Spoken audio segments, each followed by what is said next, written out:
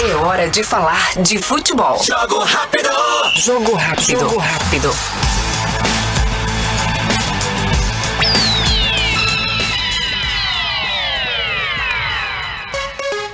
São 7h11, está começando o Jogo Rápido desta sexta-feira, dia 2 de agosto de 2024. Um grande abraço para você que está acompanhando a gente aí pela Rádio NN e também pelo NN Play. Uma pausa nas informações e também na prestação de serviço do Comando 91 para começar a falar de futebol, porque neste fim de semana tem decisão. É o dia D.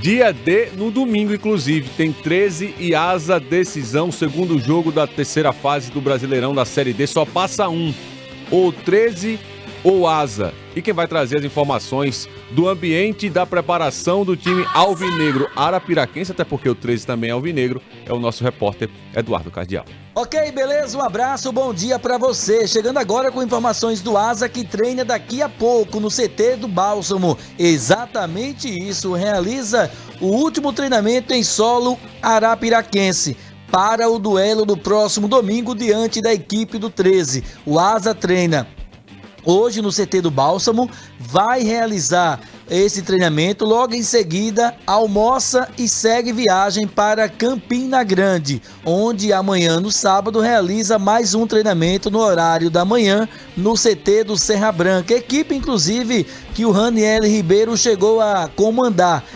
O Asa faz esse treinamento na Paraíba no sábado, entre regime de concentração para o duelo. Raniel Ribeiro não tem o time definido de forma oficial para passar para a imprensa. Na cabeça dele, no pensamento, evidentemente que o Raniel já tem esse time definido. Ele vai com o Colina, o Aleph e o Wesley no meio, vai com o Aleph e o Wesley, vai com o Colina ou Wesley, o Colina e o Wesley, enfim, tudo isso pode acontecer. A maior dúvida que o Raniel Ribeiro tem é nesse setor do meio-campo, para dar uma consistência maior, e não aconteceu o que aconteceu no último fim de semana. Tem o Grafite, que não foi tão bem também no setor de ataque. Ele mantém o Grafite ou tira o Grafite? Tudo isso são dúvidas que o Raniel Ribeiro tem para poder definir essa equipe. Vamos acompanhar o que disse o técnico do Asa em entrevista à Seleção NN.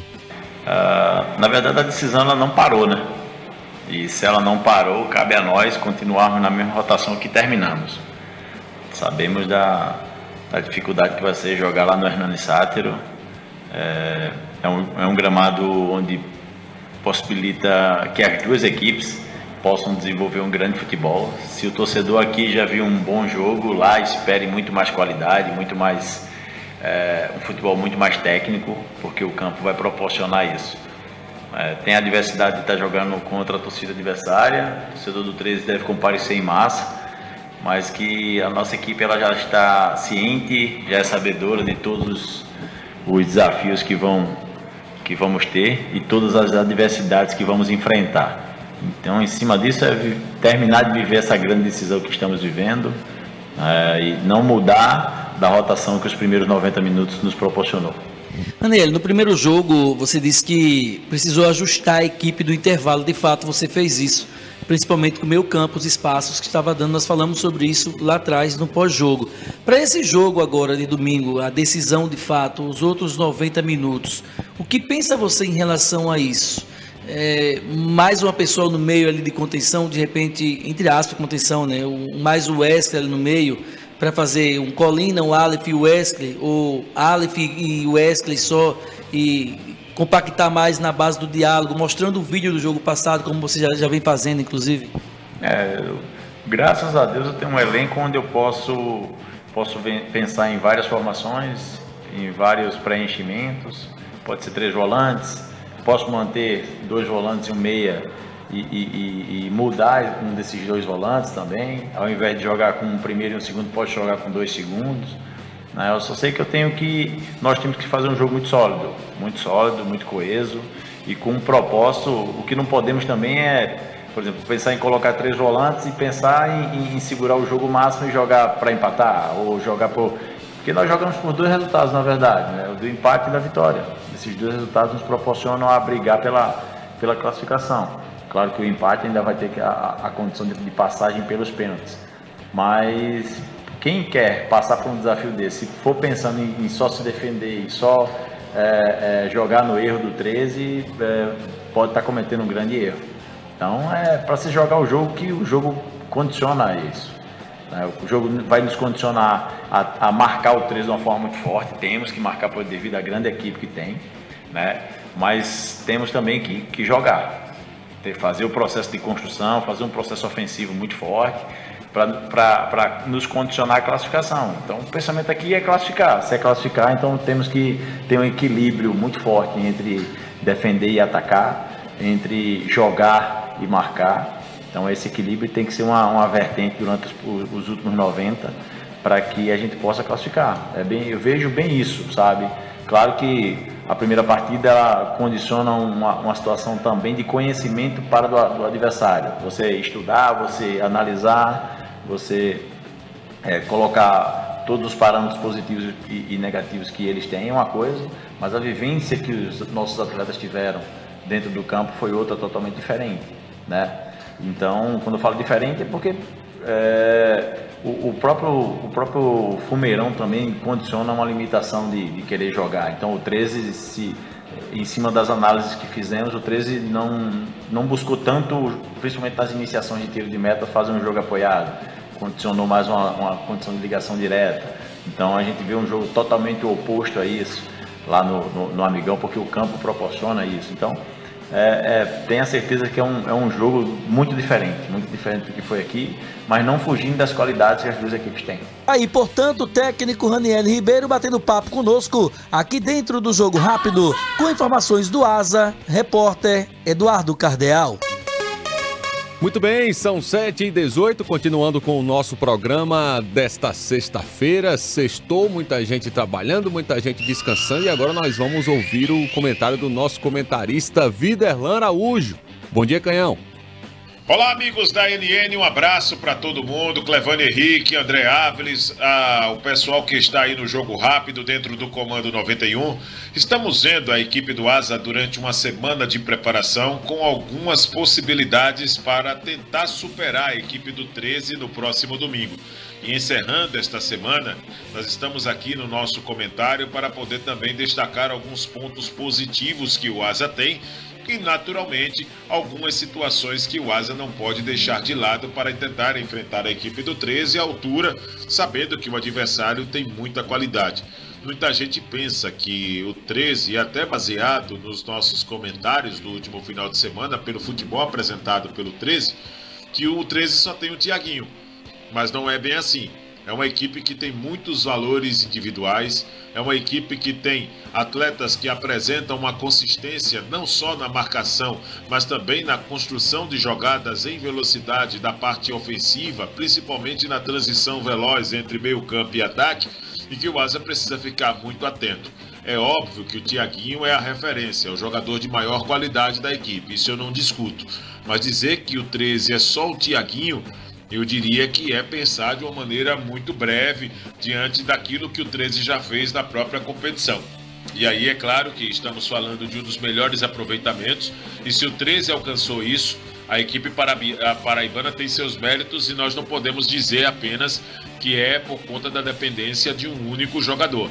Eu digo isso porque se nós levarmos em consideração o que o Asa vai precisar fazer para construir uma vantagem, ou para pelo menos encaminhar essa decisão para os tiros livres da marca penal, o Asa vai precisar anular muitas situações coletivas da equipe paraibana. O Van, lateral direito, o Ayrton, lateral esquerdo, o Gui Campana, que fez um bom jogo também em Arapiraca, o Thiaguinho, que é um jogador de velocidade, o Thiago Alagoano, que é um jogador que faz bem o papel de um falso 9 nas extremidades, o Jefinho fez um bom jogo também em Arapiraca.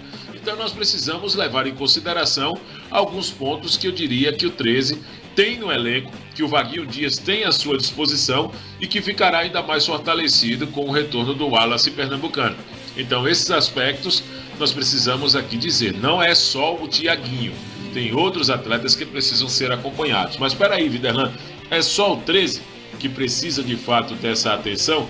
É óbvio que eles têm também a preocupação deles em relação a alguns jogadores de qualidade que o Asa tem. Os laterais alvinegros jogadores de meio campo. E no meu ponto de vista, o Clevane ele não comete nenhum exagero quando ele coloca no Futebol Show que defende a ideia de um asa mudar a sua formação, a sua estratégia. Para esse momento da competição não seria nenhum crime se o Ranieri Ribeiro fizesse isso. Abrisse mão das suas convicções, de tudo aquilo que o asa teve durante esta temporada e até aqui nesta Série D com o próprio Ranieri, para poder mudar uma característica de jogo, desde que tenha sido bem trabalhada esta semana, para surpreender a equipe adversária. Vale tudo neste momento. De repente, o asa, no momento em que surpreende a equipe do 13, alcança uma vantagem e acaba também caminhando essa classificação. E é importante colocar que o fato de jogar com a probabilidade de ter 3 jogadores com características defensivas, mas que ajudam bastante na parte ofensiva, em contexto, se o asa começa o jogo com Wesley, com Aleph e com Colina, isso não significa que o asa está adotando uma proposta retraída, se fechando, acuando-se para poder vencer a equipe do 13 por uma bola.